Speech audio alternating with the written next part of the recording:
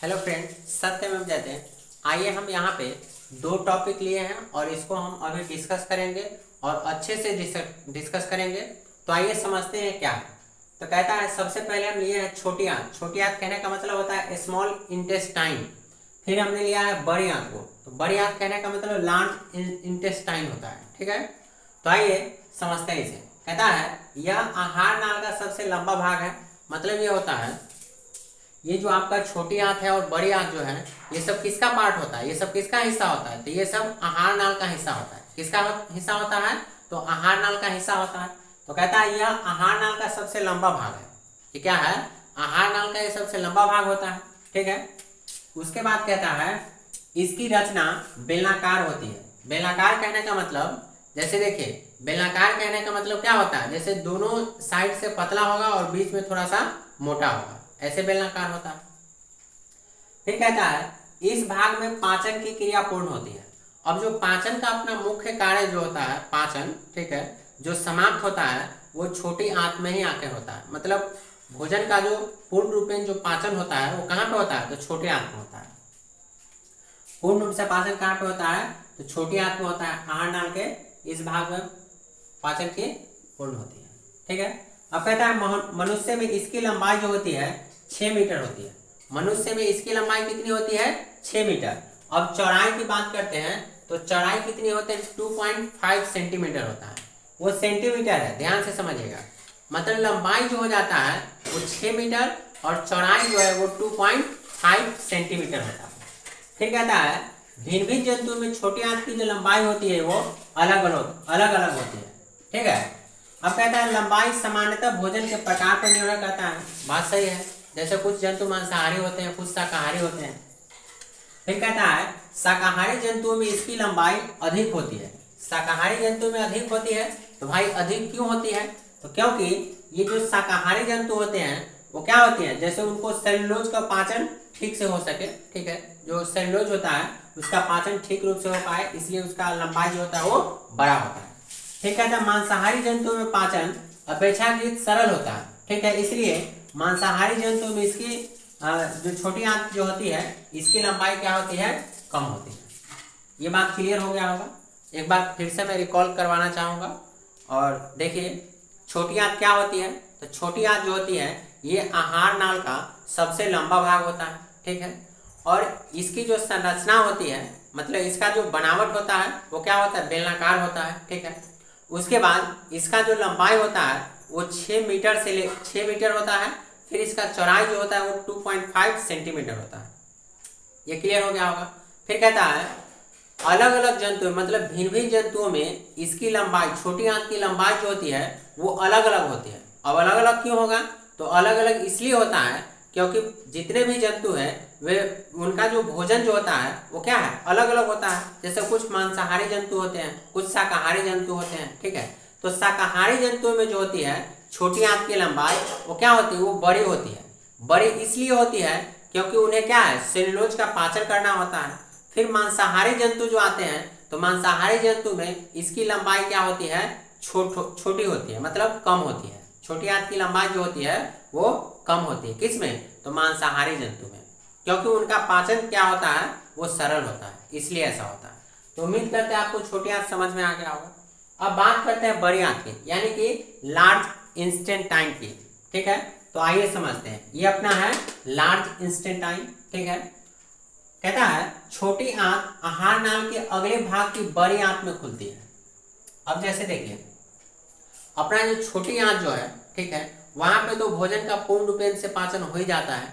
लेकिन उससे पहले जो होता है, यहाँ देखिए छोटी आंत आहार नाल के अगले भाग बड़ी आंत में खुलती है। ठीक है, मतलब छोटी आंत जो है उसका अगला भाग किसमें खुलता है? तो बड़ी आंत में खुलती है। फिर कहता है बड़ी आंत 2 भाग में बटा होता है। बड़ी आंत कितने भाग में बटा होता है? 2 भाग में बटा होता है। कितने भाग में बटा होता है? 2 भाग में बटा होता है। तो ये दोनों भाग कौन कौन सा है? तो इसका ये पहला भाग जो होता है वो क्या कहलाता है? कोलन कहलाता है। पहला भाग क्या कहलाता है? कोलन कहलाता है। और दूसरा भाग कहलाता है मलाशय, या मलाशय का ही एक और नाम है रेक्टम। ये क्या कहलाते हैं? मलाशय या रेक्टम कहलाते हैं। मतलब इसका 2 भाग है। एक क्या है? एक का नाम आता है कोलन, दूसरा का नाम आता है मलद्वार या रेक्टम इसी को कहते हैं। अब छोटी आंत तथा बड़ी आंत के जोड़ पर, मतलब जहां छोटी आंत और बड़ी आंत जुड़ने का काम होता है, मतलब जुड़ता है, वहां पे, ठीक है, वहां क्या होता है, एक जोड़ होती है, मतलब जोड़ पे क्या होती है, एक छोटी नली होती है, ट्यूब जैसे, ठीक है, नली होती है, जिसे क्या कहते हैं, जो सीकम कहलाता है। मतलब जो छोटी जो नली, जो जोड़ जैसे जोड़ पे जो छोटी नली होती है, उस नली को सीकम कहते हैं। क्या कहते हैं, सीकम। अब सीकम के शीर्ष पर एक अंगुल जैसी रचना होती है। अब सिक्किम जो होगा, सीकम, उसके शीर्ष पे, मतलब सबसे ऊंचा भाग पे, सबसे ऊपरी सतह पे अंगुल जैसी संरचनाएं दिखाई देती है, ठीक है, जिसका सिरा क्या होता है, बंद होता है, जिसका सिरा क्या होता है, बंद होता है। यह रचना को क्या कहते हैं, अपेंडिक्स कहते हैं। जैसे सुनते हैं ना, कभी कभी जैसे मनुष्य में क्या होता है, अपेंडिक्स बढ़ जाता है, ठीक है, तो उसका क्या होता है, जैसे ऑपरेशन करवाना पड़ता है। अपेंडिक्स जो होता है वो क्या है, अपेंडिक्स, हाँ, मनुष्य के आहार नाल में अपेंडिक्स का कोई कार्य नहीं होता है। जैसे ये बढ़ता है, ठीक है, जैसे मतलब ये इसका कोई खास रोल नहीं है, लेकिन ये बढ़ने पे क्या होता है, दिक्कतें होने लगती है, दर्द महसूस होता है, तो इसका क्या करना है, ऑपरेशन वगैरह करवाना पड़ता है, यहीं से काट करके छोटा कर दिया जाता है, ठीक है। तो ये आपका अपेंडिक्स का मतलब इसके अंदर जो होता है कोई कार्य नहीं होता है, ठीक है। उम्मीद करते हैं ये बड़ी आंत भी आपको समझ में आ गए होंगे, ठीक है। बड़ी आंत जो होता है, यहाँ एक बार और फिर से समझ लेते हैं। छोटी आंत आहार नाल के अगले भाग बड़ी आंत में खुलती है, मतलब छोटी आंत जो है उसका अगला भाग किस में, बड़ी आंत में खुलता है। बड़ी आंत जो होता है दो भाग में बटा होता है। पहला जो भाग है वो कहलाता है कोलम कहलाता है, फिर दूसरा भाग क्या कहलाता है, मलद्वार, या उसी को रेक्टम कहते हैं। क्या कहते हैं, रेक्टम कहते हैं, ठीक है। और छोटी आंत और बड़ी आंत जो होती है, जहाँ पे जुड़ती है, ठीक है, उसको क्या कहते हैं, जहाँ पे जुड़ती है उसको क्या कहते, मतलब जहाँ पे ज्वाइंट होती है, मतलब जुड़कर एक छोटी नली होती है, छोटी नली का निर्माण करती है, जो क्या कहलाती है, सीकम कहलाती है, ठीक है। और सीकम के शीर्ष पे जो होता है, शीर्ष से मतलब ऊपरी सतह पर एक अंगुली जैसे संरचनाएं दिखाई देती है, रचना दिखाई देती है, ठीक है, जिसका सिरा क्या होता है, बंद होता है, ठीक है। और उसको क्या कहते हैं, यह रचना अपेंडिक्स कहलाते हैं। मतलब वो जो रचना दिखाई देता है उसको क्या कहते हैं, अपेंडिक्स कहते हैं। अपेंडिक्स आहार नाल, मतलब मनुष्य का आहार नाल में अपेंडिक्स का कोई कार्य नहीं होता है, ठीक है। उम्मीद करते हैं आपको ये समझ में आ गया होगा। समझ में आ रहा है तो चैनल को सब्सक्राइब कर लीजिए, और अच्छे मार्क्स लाने के लिए इसे आप रोज देखें और इसे नोट भी करते रहें। चलिए, थैंक यू।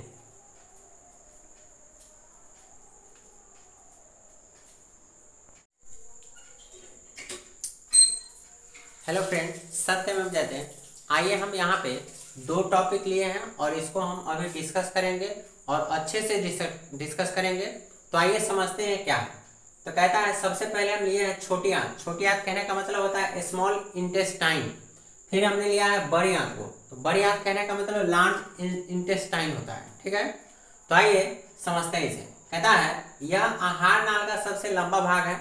मतलब ये होता है, ये जो आपका छोटी आंत है और बड़ी आंत जो है, ये सब किसका पार्ट होता है, ये सब किसका हिस्सा होता है, तो ये सब आहार नाल का हिस्सा होता है। किसका हिस्सा होता है, तो आहार नाल का हिस्सा होता है। तो कहता है यह आहार नाल का सबसे लंबा भाग है। ये क्या है, आहार नाल का ये सबसे लंबा भाग होता है, ठीक है। उसके बाद कहता है इसकी रचना बेलनाकार होती है। बेलनाकार कहने का मतलब, जैसे देखिए, बेलनाकार कहने का मतलब क्या होता है, जैसे दोनों साइड से पतला होगा और बीच में थोड़ा सा मोटा होगा, ऐसे बेलनाकार होता है। फिर कहता है इस भाग में पाचन की क्रिया पूर्ण होती है। अब जो पाचन का अपना मुख्य कार्य जो होता है, पाचन, ठीक है, जो समाप्त होता है वो छोटी आंत में ही आके होता है। मतलब भोजन का जो पूर्ण रूपेण जो पाचन होता है वो कहाँ पे होता है, तो छोटी आंत में होता है। पूर्ण रूप से पाचन कहाँ पे होता है, तो छोटी आंत में होता है। आहार नाल के इस भाग में पाचन की पूर्ण होती है, ठीक है। अब कहता है मनुष्य में इसकी लंबाई जो होती है 6 मीटर होती है। मनुष्य में इसकी लंबाई कितनी होती है, 6 मीटर। अब चौड़ाई की बात करते हैं तो चौड़ाई कितनी होती है, 2.5 सेंटीमीटर होता है। वो सेंटीमीटर है, ध्यान से समझिएगा। मतलब लंबाई जो हो जाता है वो 6 मीटर और चौड़ाई जो है वो 2.5 सेंटीमीटर होता है। फिर कहता है भिन्न भिन्न जंतु में छोटी आंत की जो लंबाई होती है वो अलग अलग होती है, ठीक है। अब कहता है लंबाई सामान्यतः भोजन के प्रकार पर निर्भर करता है। बात सही है, जैसे कुछ जंतु मांसाहारी होते हैं, कुछ शाकाहारी होते हैं। फिर कहता है शाकाहारी जंतुओं में इसकी लंबाई अधिक होती है। शाकाहारी जंतुओं में अधिक होती है, तो भाई अधिक क्यों होती है? तो क्योंकि ये जो शाकाहारी जंतु होते हैं वो क्या होते हैं, जैसे उनको सेलुलोज का पाचन ठीक से हो सके, ठीक है, जो सेलुलोज होता है उसका पाचन ठीक रूप से हो पाए, इसलिए उसका लंबाई जो होता है वो बड़ा होता है। ठीक है, तो मांसाहारी जंतुओं में पाचन अपेक्षाकृत सरल होता है, ठीक है, इसलिए मांसाहारी जंतुओं में इसकी जो छोटी आंत जो होती है इसकी लंबाई क्या होती है, कम होती है। ये बात क्लियर हो गया होगा। एक बार फिर से मैं रिकॉल करवाना चाहूँगा। और देखिए छोटी आंत क्या होती है, तो छोटी आंत जो होती है ये आहार नाल का सबसे लंबा भाग होता है, ठीक है, और इसकी जो संरचना होती है, मतलब इसका जो बनावट होता है वो क्या होता है, बेलनाकार होता है, ठीक है। उसके बाद इसका जो लंबाई होता है वो 6 मीटर होता है। फिर इसका चौड़ाई जो होता है वो 2.5 सेंटीमीटर होता है। ये क्लियर हो गया होगा। फिर कहता है अलग अलग जंतु, मतलब भिन्न भिन्न जंतुओं में इसकी लंबाई, छोटी आंत की लंबाई जो होती है वो अलग अलग होती है। अब अलग अलग क्यों होगा, तो अलग अलग इसलिए होता है क्योंकि जितने भी जंतु हैं वे, उनका जो भोजन जो होता है वो क्या है, अलग अलग होता है। जैसे कुछ मांसाहारी जंतु होते हैं, कुछ शाकाहारी जंतु होते हैं, ठीक है। तो शाकाहारी जंतुओं में जो होती है छोटी आंत की लंबाई वो क्या होती है, वो बड़ी होती है। बड़ी इसलिए होती है क्योंकि उन्हें क्या है, सेलुलोज का पाचन करना होता है। फिर मांसाहारी जंतु जो आते हैं, तो मांसाहारी जंतु में इसकी लंबाई क्या होती है, छोटी होती है, मतलब कम होती है। छोटी आंत की लंबाई जो होती है वो कम होती है, किसमें, तो मांसाहारी जंतु में, क्योंकि उनका पाचन क्या होता है, वो सरल होता है, इसलिए ऐसा होता है। तो उम्मीद करते हैं आपको छोटी आंत समझ में आ गया होगा। अब बात करते हैं बड़ी आंत की, यानी कि लार्ज इंस्टेंटाइन की, ठीक है। तो आइए समझते हैं। ये अपना है लार्ज इंस्टेंटाइन, ठीक है। कहता है छोटी आंत आहार नाल के अगले भाग की बड़ी आंत में खुलती है। अब जैसे देखिए अपना जो छोटी आंत जो है, ठीक है, वहां पे तो भोजन का पूर्ण रूपेण से पाचन हो ही जाता है, लेकिन उससे पहले जो होता है, यहाँ देखिए छोटी आंत आहार नाल के अगले भाग बड़ी आंत में खुलती है, ठीक है। मतलब छोटी आंत जो है उसका अगला भाग किसमें खुलता है, तो बड़ी आंत में खुलती है। फिर कहता है बड़ी आंत 2 भाग में बटा होता है। बड़ी आंत कितने भाग में बटा होता है, 2 भाग में बटा होता है। कितने भाग में बटा होता है, 2 भाग में बटा होता है। तो ये दोनों भाग कौन कौन सा है, तो इसका ये पहला भाग जो होता है वो क्या कहलाता है, कोलन कहलाता है। पहला भाग क्या कहलाता है, कोलन कहलाता है। और दूसरा भाग कहलाता है मलाशय, या मलाशय का ही एक और नाम है रेक्टम। ये क्या कहलाते हैं, मलाशय या रेक्टम कहलाते हैं। मतलब इसका 2 भाग है। एक क्या है, एक का नाम आता है कोलन, दूसरा का नाम आता है मलद्वार या रेक्टम, इसी को कहते हैं। अब छोटी आंत तथा बड़ी आंत के जोड़ पर, मतलब जहां छोटी आंत और बड़ी आंत जुड़ने का काम होता है, मतलब जुड़ता है, वहां पे, ठीक है, वहां क्या होता है, एक जोड़ होती है। मतलब जोड़ पे क्या होती है, एक छोटी नली होती है, ट्यूब जैसे, ठीक है, नली होती है, जिसे क्या कहते हैं, जो सीकम कहलाता है। मतलब जो छोटी जो नली, जो जोड़ पे जो छोटी नली होती है, उस नली को सीकम कहते हैं। क्या कहते हैं, सीकम। अब सीकम के शीर्ष पर एक अंगुल जैसी रचना होती है। अब सिक्किम जो होगा, सीकम, उसके शीर्ष पे, मतलब सबसे ऊंचा भाग पे, सबसे ऊपरी सतह पे अंगुल जैसी संरचनाएं दिखाई देती है, ठीक है, जिसका सिरा क्या होता है, बंद होता है। जिसका सिरा क्या होता है, बंद होता है। यह रचना को क्या कहते हैं, अपेंडिक्स कहते हैं। जैसे सुनते हैं ना कभी कभी, जैसे मनुष्य में क्या होता है, अपेंडिक्स बढ़ जाता है, ठीक है, तो उसका क्या होता है, जैसे ऑपरेशन करवाना पड़ता है। अपेंडिक्स जो होता है वो क्या है, अपेंडिक्स, हाँ, मनुष्य के आहार नाल में अपेंडिक्स का कोई कार्य नहीं होता है। जैसे ये बढ़ता है, ठीक है, जैसे मतलब ये इसका कोई खास रोल नहीं है, लेकिन ये बढ़ने पे क्या होता है, दिक्कतें होने लगती है, दर्द महसूस होता है, तो इसका क्या करना है, ऑपरेशन वगैरह करवाना पड़ता है, यहीं से काट करके छोटा कर दिया जाता है, ठीक है। तो ये आपका अपेंडिक्स का मतलब इसके अंदर जो होता है कोई कार्य नहीं होता है, ठीक है। उम्मीद करते हैं ये बड़ी आंत भी आपको समझ में आ गए होंगे, ठीक है। बड़ी आंत जो होता है, यहाँ एक बार और फिर से समझ लेते हैं। छोटी आंत आहार नाल के अगले भाग बड़ी आंत में खुलती है। मतलब छोटी आंत जो है उसका अगला भाग किस में, बड़ी आंत में खुलता है। बड़ी आंत जो होता है 2 भाग में बटा होता है। पहला जो भाग है वो कहलाता है कोलम कहलाता है। फिर दूसरा भाग क्या कहलाता है, मलद्वार, या उसी को रेक्टम कहते हैं। क्या कहते हैं, रेक्टम कहते हैं, ठीक है। और छोटी आंत और बड़ी आंत जो होती है जहाँ पे जुड़ती है, ठीक है, उसको क्या कहते हैं, जहाँ पे जुड़ती है उसको क्या कहते, मतलब जहाँ पे ज्वाइंट होती है, मतलब जुड़कर एक छोटी नली होती है, छोटी नली का निर्माण करती है, जो क्या कहलाती है, सीकम कहलाती है, ठीक है। और सीकम के शीर्ष पे जो होता है, शीर्ष से मतलब ऊपरी सतह पर एक अंगुली जैसे संरचनाएं दिखाई देती है, रचना दिखाई देती है, ठीक है, जिसका सिरा क्या होता है, बंद होता है, ठीक है। और उसको क्या कहते हैं, यह रचना अपेंडिक्स कहलाते हैं, मतलब वो जो रचना दिखाई देता है उसको क्या कहते हैं, अपेंडिक्स कहते हैं। अपेंडिक्स आहार नाल, मतलब मनुष्य का आहार नाल में अपेंडिक्स का कोई कार्य नहीं होता है, ठीक है। उम्मीद करते हैं आपको ये समझ में आ गया होगा। समझ में आ रहा है तो चैनल को सब्सक्राइब कर लीजिए और अच्छे मार्क्स लाने के लिए इसे आप रोज़ देखें और इसे नोट भी करते रहें। चलिए, थैंक यू।